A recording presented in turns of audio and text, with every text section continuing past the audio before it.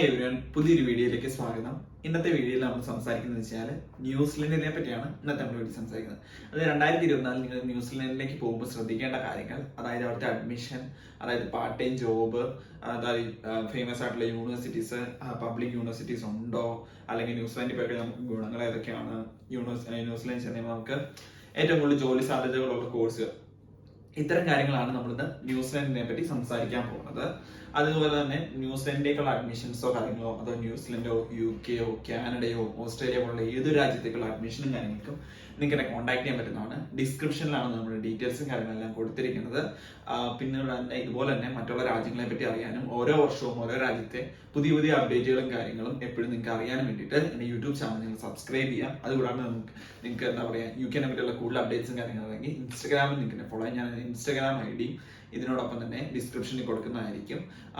പിന്നെ നമുക്ക് ന്യൂസിലൻഡിന്റെ കാര്യത്തിലേക്ക് കിടക്കാം. ന്യൂസിലൻഡ് എന്ന് പറഞ്ഞു കഴിഞ്ഞാൽ എന്താ പറയുക, സേഫ്റ്റിയുടെ കാര്യത്തിൽ നമ്മളിപ്പോൾ സേഫ്റ്റിയാണ് നോക്കുന്നത് എന്നുണ്ടെങ്കിൽ വളരെയധികം എന്താ പറയുക സേഫ്റ്റി ഉള്ള രാജ്യമാണ് ന്യൂസിലൻഡ്. നമുക്കറിയാവുന്നതാണ്, വേൾഡിൽ തന്നെ സെക്കൻഡ് സേഫസ്റ്റ് കൺട്രി എന്നുള്ള ഇതാണ് ന്യൂസിലൻഡിന് ഉള്ളത്. പിന്നെ ഞാൻ ഈ വീഡിയോയിൽ പറയുന്ന എന്തെങ്കിലും കാര്യത്തിൽ കറക്ഷൻസോ കാര്യങ്ങളുണ്ടെങ്കിൽ ഉറപ്പായിട്ട് നിങ്ങൾ കമന്റ്സ് ത്രൂ അതൊക്കെ ഞാൻ ആ കമന്റുകൾ പിൻ ചെയ്തായിരിക്കും, മറ്റുള്ളവർക്ക് അത് ഉപകാരപ്പെടുന്നതായിരിക്കും. കൂടുതലായിട്ട് നിങ്ങൾക്ക് അറിവോ കാര്യങ്ങളുണ്ടെന്നുണ്ടെങ്കിൽ കമന്റിൽ നിങ്ങൾ പിൻ ചെയ്യാം. അതായത് നിങ്ങൾക്ക് എന്ന് വെച്ചാൽ ന്യൂസിലൻഡിലേക്ക് പോകണം, നമുക്ക് എലിജിബിലിറ്റിയും കാര്യങ്ങളും നമുക്ക് ഓരോ കാര്യങ്ങൾ ഡിഗ്രി കോഴ്സുകളുണ്ട് ന്യൂസിലൻഡിലെ ഇന്റർനാഷണൽ സ്റ്റുഡൻസിന്. അതുകൂടാണ്ട് തന്നെ മാസ്റ്റേഴ്സ് കോഴ്സുകളുണ്ട്. മാസ്റ്റേഴ്സ് കോഴ്സുകൾ എന്ന് പറയുമ്പോഴത്തേക്കും നമുക്ക് വരുന്ന ഒരു ഫീസ് കാര്യങ്ങൾ എന്ന് പറഞ്ഞു കഴിഞ്ഞാൽ ഒരു 11 ലക്ഷം രൂപ തൊട്ട് 18 ലക്ഷം രൂപയാണ് മാസ്റ്റേഴ്സ് കോഴ്സുകൾക്ക് ഒരു വർഷത്തേക്ക് നമുക്ക് ആവശ്യമായിട്ട് വരുന്നത്. 2 വർഷത്തേക്കാണ് മാസ്റ്റേഴ്സ് കോഴ്സ്. അതുപോലെ തന്നെ ഡിഗ്രി കോഴ്സുകൾക്ക് ഒരു 8 ലക്ഷം രൂപ മുതൽ മുകളിലേക്കാണ് ഡിഗ്രി കോഴ്സുകൾക്ക് ഉള്ള ഇത്. അതായത് ന്യൂസിലൻഡ് നമുക്ക് വരുന്നത് ന്യൂസിലൻഡ് ഡോളറാണ്. ഫീസും കാര്യങ്ങളെല്ലാം നമ്മൾ പേ ചെയ്യുന്നത് ന്യൂസിലൻഡ് ഡോളറാണ്. നമ്മൾ കൂട്ടുമ്പോൾ എന്ന് പറഞ്ഞാൽ ന്യൂസിലൻഡ് ഡോളറിൽ നമുക്ക് ഒരു ന്യൂസിലൻഡ് ഡോളർ എന്ന് പറയുമ്പോൾ ഇന്ത്യൻ റുപ്പീസ് ഇന്നത്തെ റേറ്റ് ഒക്കെ വെച്ച് വരുമ്പോഴത്തേക്ക് ഒരു 50 രൂപ 51 രൂപ ആ റേറ്റ് ഒക്കെയാണ് വരുന്നത്. ഇന്ത്യൻ റുപ്പീസ് 50 രൂപയാണ് ഒരു ന്യൂസിലൻഡ് ഡോളർ. അപ്പൊ നമ്മൾ ആ രീതിയിൽ കൂട്ടുക, അത്രയും ഡോളറും കാര്യങ്ങളാണ് നമുക്ക് ഫീസ് അടയ്ക്കാനും കഴിക്കുക. അപ്പൊ ഡിഗ്രി കോഴ്സുകൾക്കുള്ള ഫീസും കാര്യങ്ങളും ഇതാണ്. നമുക്ക് ഏത് കാറ്റഗറിയുള്ള ആൾക്കാർക്ക് ഇത് അഫോർഡബിൾ ആണെന്നുള്ള കാര്യം നിങ്ങൾ നോക്കേണ്ടതാണ്. അത് കഴിഞ്ഞ് കഴിഞ്ഞാൽ നമുക്ക് PSW പറ്റിയാണ് നമ്മൾ ചിന്തിക്കേണ്ടത്. നമുക്ക് 2 വർഷത്തെ മാസ്റ്റേഴ്സും 3 വർഷത്തെ PSW കിട്ടും. അതായത് 1 വർഷത്തെ ജോബ് സെർച്ചും 2 വർഷത്തെ വർക്ക് പെർമിറ്റും. സോറി. അപ്പൊ ഇത്രയാണ് നമുക്ക് ന്യൂസിലൻഡിൽ കിട്ടുന്ന ഒരു എന്താ പറയാ സ്റ്റഡിയുടെ കാര്യത്തിലുള്ള ഓപ്പർച്യൂണിറ്റി. ഇനി ന്യൂസിലൻഡിലേക്ക് പോകുമ്പോൾ IELTS ആവശ്യമായിട്ടുള്ള കാര്യമാണ്. ന്യൂസിലൻഡിൽ നമുക്ക് IELTS ഇല്ലാണ്ട് പഠിക്കാൻ പറ്റില്ല. IELTS, TOEFL, PTE ഈ 3 കാര്യങ്ങൾ ന്യൂസിലൻഡിൽ അക്സെപ്റ്റ് ചെയ്യും. അതായത് നമുക്ക് എന്താ പറയാ ബാച്ചിലേഴ്സ് കോഴ്സുകൾക്ക് കമ്പാരിറ്റീവ്ലി എല്ലാ രാജ്യത്തും അല്ലെങ്കിൽ IELTS അല്ലെങ്കിൽ PTE ഇതിന്റെ സ്കോറുകൾ കുറവാണ്. നമുക്ക് ബാച്ചിലേഴ്സിന് വേണ്ട IELTSന്റെ സ്കോർ എന്ന് പറഞ്ഞാൽ 6.0 തൊട്ട് 50 PTEക്ക് സ്കോർ ഉണ്ടെങ്കിൽ നമുക്ക് ബാച്ചിലേഴ്സ് കോഴ്സുകളിലേക്ക് എന്താ പറയാ ന്യൂസിലൻഡിൽ നമുക്ക് അഡ്മിഷൻസ് നേടാനായിട്ട് ഈസിയാണ്. അതുകൂടാണ്ട് തന്നെ നമുക്ക് എന്ന് വെച്ചാൽ മാസ്റ്റേഴ്സ് ആകുമ്പോൾ ഒന്നും കൂടെ കൂടും. അതായത് 6.5 നമുക്ക് IELTSന് ഓവർ സ്കോറും, അതുകൂടാണ്ട് നമുക്ക് എന്താ പറയാ PTE ആണെങ്കിൽ 58 പോയിന്റ്സ് PTEക്ക് ഉണ്ടെങ്കിൽ മാത്രമേ നമുക്ക് മാസ്റ്റേഴ്സിന് ന്യൂസിലൻഡ് അഡ്മിഷൻസ് നേടാൻ പറ്റത്തുള്ളൂ. അപ്പൊ നമ്മൾ എന്താ പറയാ ഇത് പറ്റി പറഞ്ഞു. ഇനിയിപ്പോ ആദ്യത്തായിട്ട് നമുക്ക് വെച്ചാൽ +2നും ഡിഗ്രിക്കും ഉള്ള മാർക്ക് വളരെയധികം കുറച്ച് മാത്രം മതി. എന്താ പറയാ ഇത് +2ലാണെങ്കിൽ ഒരു 65 to 80% മാർക്കും, ഡിഗ്രിക്ക് നമുക്കൊരു 55% തൊട്ട് മുകളിലേക്കുള്ള ആർക്ക് വേണമെങ്കിലും മാസ്റ്റേഴ്സ് കോഴ്സുകൾക്ക് ന്യൂസിലൻഡിലേക്ക് അപ്ലൈ ചെയ്യാം. അതായത് ഈവൻ UK പോലെ നമുക്ക് 60% 65% മാർക്ക് ആവശ്യമുള്ള സമയത്ത് നമുക്ക് ന്യൂസിലൻഡിലേക്ക് അപ്ലൈ ചെയ്യണമെങ്കിൽ 55 മാർക്ക് ഉണ്ടെങ്കിൽ ന്യൂസിലൻഡിലേക്ക് അപ്ലൈ ചെയ്യാൻ പറ്റും. അതുകൂടാതെ വിസേനെ പറ്റി പറയുകയാണെന്നുണ്ടെങ്കിൽ വിസ ക്രൈറ്റീരിയസും കാര്യങ്ങളിലേക്ക് വരുമ്പോൾ നമ്മൾ എന്താ പറയാ വരേണ്ടതെന്ന് വെച്ചാൽ ITR കാര്യങ്ങൾ. അത് നമ്മൾ എത്ര രൂപയാണ് ടോട്ടൽ ഫീസിന്റെ ഫണ്ട് നമ്മൾ കാണിക്കണം. ഏറ്റവും ബെറ്റർ എഡ്യൂക്കേഷൻ ലോൺ ആണ്. ഒരു എഡ്യൂക്കേഷൻ ലോൺ നിങ്ങൾക്ക് ഒരു ആവറേജ് എന്താ പറയുക 12 ലക്ഷം രൂപ ഫീസ് പെർ ഇയർ ആണെങ്കിൽ 2 വർഷത്തേക്ക് ഫീസ് 24 ലക്ഷം രൂപ.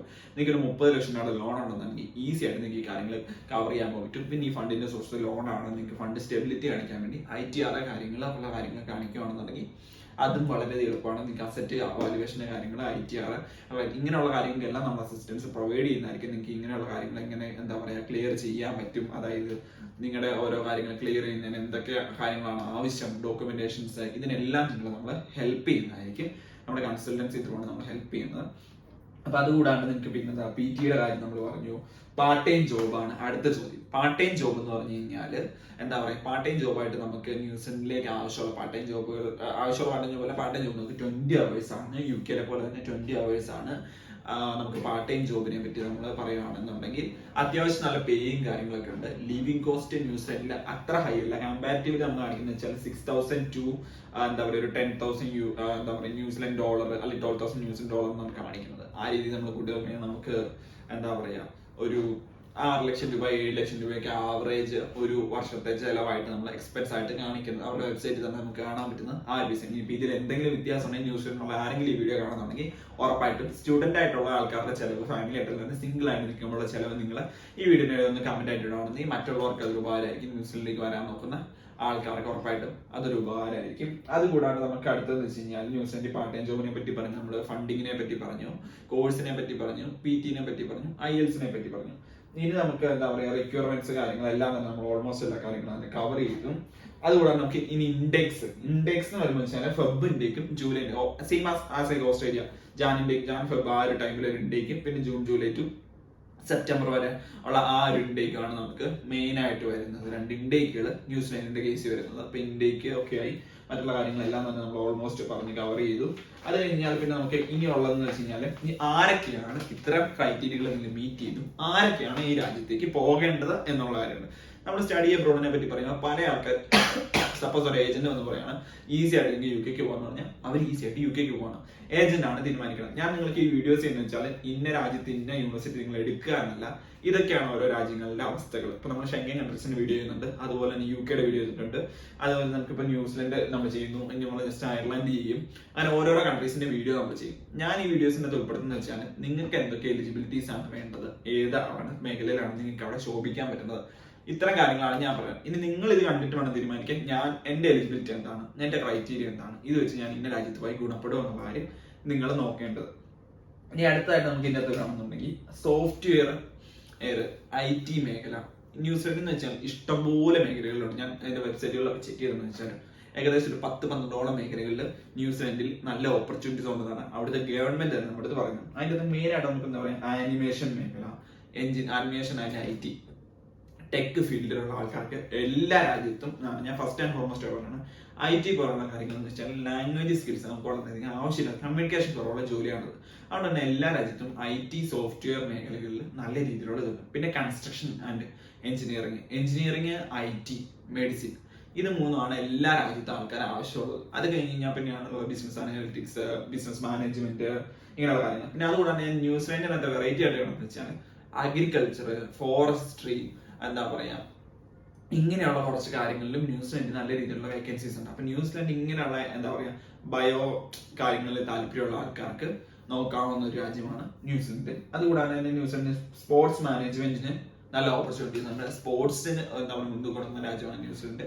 അതുപോലെ തന്നെ സ്പോർട്സ് മാനേജ്മെന്റിനുള്ള കോഴ്സുകൾക്ക് ന്യൂസിലൻഡിൽ നല്ല രീതിയിലുള്ള ഓപ്പർച്യൂണിറ്റീസ് ഉണ്ട്. ഓവറോൾ ന്യൂസിലൻഡിനെ പറ്റിയുള്ള എല്ലാ കാര്യങ്ങളും നമ്മൾ എന്താ പറയുക കവർ ചെയ്തിട്ടുണ്ട്. ഇനി എന്തെങ്കിലും കാര്യങ്ങൾ നമ്മൾ മിസ് ചെയ്തിട്ടുണ്ടെങ്കിൽ അത് നിങ്ങൾ ഉറപ്പായിട്ടും ഒന്ന് പിൻ ചെയ്യുക കമന്റിൽ. നമ്മളെ കമന്റുകൾ പിൻ ചെയ്യുന്നതായിരിക്കും. അല്ലെങ്കിൽ ഞാൻ പറഞ്ഞ കാര്യങ്ങളിൽ എന്തെങ്കിലും മാറ്റങ്ങൾ വന്നിട്ടുണ്ടെങ്കിൽ അത് നിങ്ങൾ ഉറപ്പായിട്ടും ഒന്ന് പറയാൻ ശ്രദ്ധിക്കുക.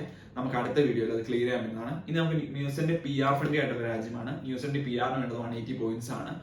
മാസ്റ്റേഴ്സ് ചെയ്യാൻ പറ്റുന്നത് നമുക്ക് PR-ലാണെങ്കിൽ ഇതാണ് എന്താ പറയുക റീജിയണൽ ഏരിയയിലേക്ക് മാറി താമസിച്ച് കഴിഞ്ഞാൽ PR കിട്ടാൻ വളരെയധികം എളുപ്പമാണ്. അപ്പൊ നമ്മൾ ചെയ്യണമെന്ന് വെച്ചാൽ അടുത്തൊരു വീഡിയോ നമ്മൾ ന്യൂസിലൻഡിനെ പറ്റി, ന്യൂസിലൻഡ് PR-നെ പറ്റി ഉറപ്പായിട്ട് ചെയ്യുന്നതായിരിക്കും.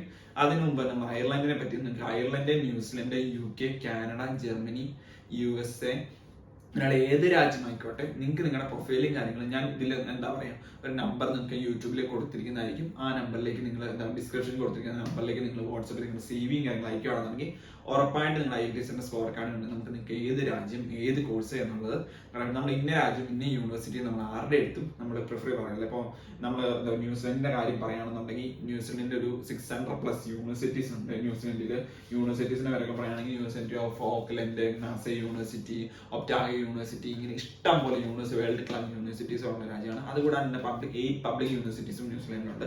അതിനെപ്പറ്റി നിങ്ങൾക്ക് സ്റ്റഡി ചെയ്തതാണ്. പിന്നെ ന്യൂസിലൻഡിനെ പറ്റി പറഞ്ഞ വേറെ കാര്യം വെച്ചാൽ PhD ചെയ്യാൻ ആൾക്കാർക്ക് ന്യൂസിലൻഡ് നല്ലൊരു രാജ്യമാണ്. ന്യൂസിലൻഡ് PhD പഠിക്കുന്ന ആൾക്കാർക്ക് അവിടുത്തെ ഹോം സ്റ്റുഡൻസിന് സെയിം ഫീസേ ഉള്ളൂ, ഇന്റർനാഷണൽ സ്റ്റുഡൻസിന്റെ ഫീസ് ഇല്ല. അങ്ങനെ പല രീതിയിലും ന്യൂസിലൻഡ് ബെനിഫിറ്റ് ആണ്. ഇനിയിപ്പോൾ ന്യൂസിലൻഡ് നിങ്ങൾക്ക് അഡ്മിഷനോ കാര്യങ്ങൾക്കോ ആവശ്യങ്ങൾക്ക് വേണ്ടി ഉറപ്പായിട്ട് ഞങ്ങളെ കോൺടാക്ട് ചെയ്യാൻ പറ്റുന്നതാണ്. കോൺടാക്ട് ഡീറ്റെയിൽസ് ഞാൻ മുമ്പ് പറഞ്ഞ പോലെ തന്നെ ഡിസ്ക്രിപ്ഷനിൽ ഉണ്ടാകും. അടുത്തൊരു വീഡിയോ വരുന്നവരെ ദിസ് ഇസ് മീ